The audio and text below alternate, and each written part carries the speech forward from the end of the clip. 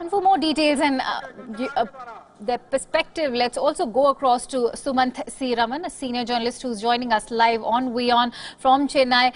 Mr. Raman, thank you so much for giving us your precious time here on Wion. Let me begin by asking you, now that the BJP or the NDA is all set to form the government with Narendra Modi taking claim to form the government, how do you analyze the victory, the NDA victory of 2019 compared to the NDA victory of 2014? I think there are two completely different victories. The victory of 2014 was made possible due to two reasons. One, the huge unpopularity of the UPA government and all the associated scams that were being mentioned at that point of time. And second, the hope that Mr. Modi promised of Achhe Din and Sabka Saath, Sabka Vikas and all that.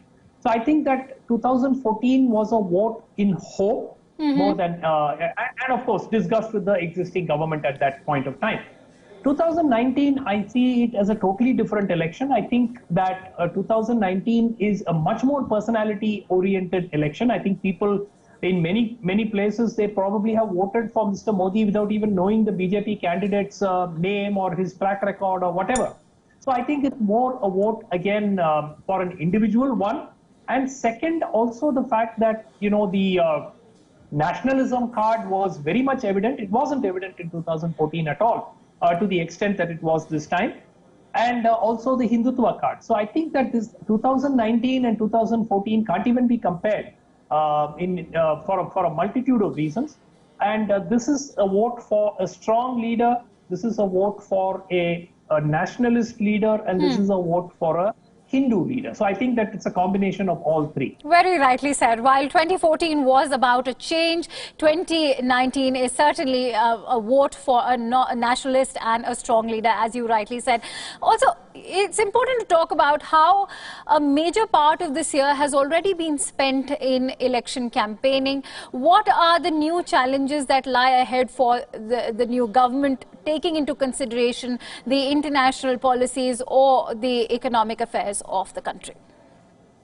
Look, you have to divide it into two parts. One is the economy, which needs urgent and immediate attention. Now, despite whatever numbers the government has been putting out, the sense on the ground is that the economy is not on great shape, and a variety of indices are indicating that. So that needs urgent attention. And we are told that the country is going to have likely to have a new finance minister because Mr. Jaitley is very ill and so on. So there is likely to be some kind of change there. And hopefully we would have a great focus on the economy to revive the economy, as it were, because GDP growth, everything has sort of tapered down in the last few months. Second is the political part, where, we have a huge amount of work to be done in Kashmir. There is a huge amount of work to be done in repairing relationships with Pakistan, with Sri Lanka, with Nepal. The only country where our relationship remains really, really good is Bangladesh. So I think we need to work on multiple fronts. And obviously the delivery of all those schemes that were promised in the first term, smart cities, Startup India, Make in India, so Ayushman Bharat. So there's an enormous amount of work to be done, whether it is in the political side or on the economy or on the large schemes. Also, Mr. Raman, does the result provide Modi 2.0 with greater scope for more radical reforms, considering Narendra Modi has been known to be a reformist leader? Well, 2014 itself did provide him with a tremendous amount of opportunity for reform. The first 1 year did look promising. But after that, somewhere along the way, the reformer, with the, slight of right of center ideology became more and more resembling the predecessors of the left-wing ideology in terms of socialism. So I think that around 2016, they started to sort of lose their way as far as the reform process was concerned. The land acquisition bill got stalled. And after that, we've not had any, big ticket reforms that have really happened. Disinvestment was basically, one government company buying another government company, and it was being passed off as disinvestment. So I think that a whole lot of things got stalled. So hopefully 2019 onwards, the second term will see the re-emergence of the reform agenda. And there's plenty of work to do on that front as well. All right. A very interesting point made by you over there, that hopefully 2019 onwards we'll see a re-emergence of the reform agenda. For now, let's also have a look at what's happening with the Congress. And I'm going to come back to you to discuss the Congress. Latest from the Congress Working Committee meeting. The Congress Working Committee's meeting has come to an end. The sources have told Wion that Congress President Rahul Gandhi offered to resign as the party chief. Rahul Gandhi's resignation was rejected by the senior Congress leaders. Congress, however, denied any reports of Rahul Gandhi's resignation. This has been quite a drama that comes after Congress suffered a massive defeat in the Lok Sabha polls. The party seats in Parliament have now been reduced to 2 digits. This for a second time in a row. The Grand Old Party managed to secure just 52 seats, which makes it difficult for them to even claim the leader of opposition status.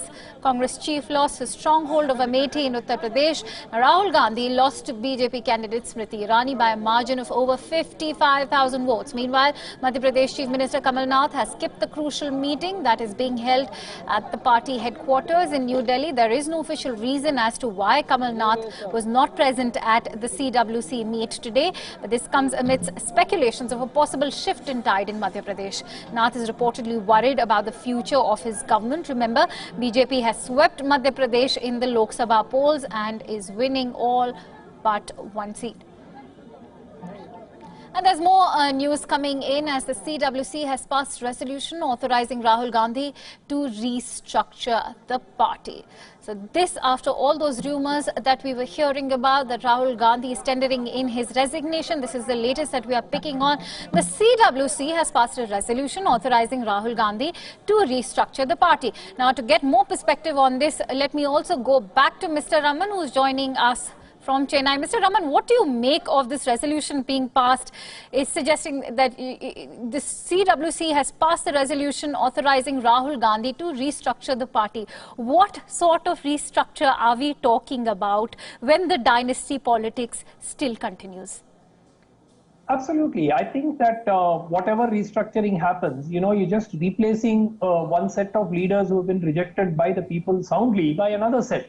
So if they are going to, if this is the extent of the change that the Congress party is actually going to promise, then God help them. Because look, unless there is a complete overhaul from the ground up, where mass leaders with local, bases are given positions of influence within the party, and people who are, who are completely out of touch with the masses are moved out of positions of influence.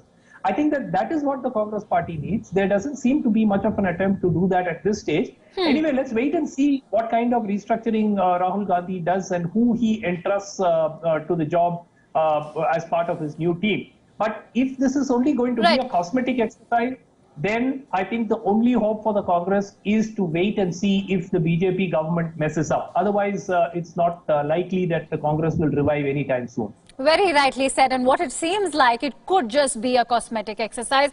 Also, that Kamal Nath missed the CWC meet. This is no ordinary event that has taken place. What happens to thin majorities of the Congress-ruled states like MP and Karnataka? I think Operation Kamala is likely to be launched, as it was called. I think that is likely to be sort of launched this time with much more success than the last occasion, both in Karnataka and in Madhya Pradesh. And I think that, I see it very, very important for the Congress party to first try and save those two governments. If they're not going to be able to save those two governments, then the slide is going to go down even further. So the first priority is in Karnataka to call all their legislators, make sure that they stay, on board, get the JDS, to work together, stop allowing Mr. Siddaramaiah to destabilize their own government, and so on. And similarly, in Madhya Pradesh, maybe reach out to Mayawati again. They made a huge blunder in Madhya Pradesh when in Guna, they took over the BSP's candidate. The BSP candidate joined the Congress because they thought that will make it easier for Jyotiraditya Scindia. It didn't. It didn't make a difference. He lost anyway. And they lost the goodwill of Mayawati as well. So I think that a whole lot of blunders have been committed. It's not too late. Let them go back and reach out to BSP and seek their support once again and try to salvage the government in Madhya Pradesh. Right. Mr. Raman, my last question to you is that the opposition Congress has come a cropper. What are the implications going to be for lawmaking, given that the mandate for the BJP has been a mammoth-sized mandate? What happens now with such a dismal opposition? Now, the BJP can get a large number of legislations passed. They will have a majority in the Rajya Sabha from the middle of 2020, and thereafter in 2021, they will become even stronger.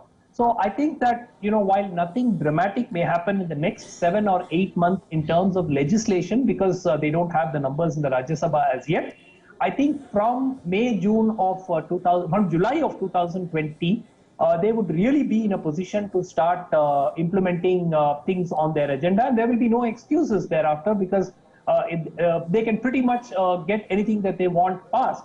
Obviously, they may not have the numbers to amend the constitution, etc. But short of that, everything else they would have enough numbers to do. And to get legislations passed, it would be absolutely no problem for the government. All right, Mr. Raman, thank you so much for some very interesting points made by you over there.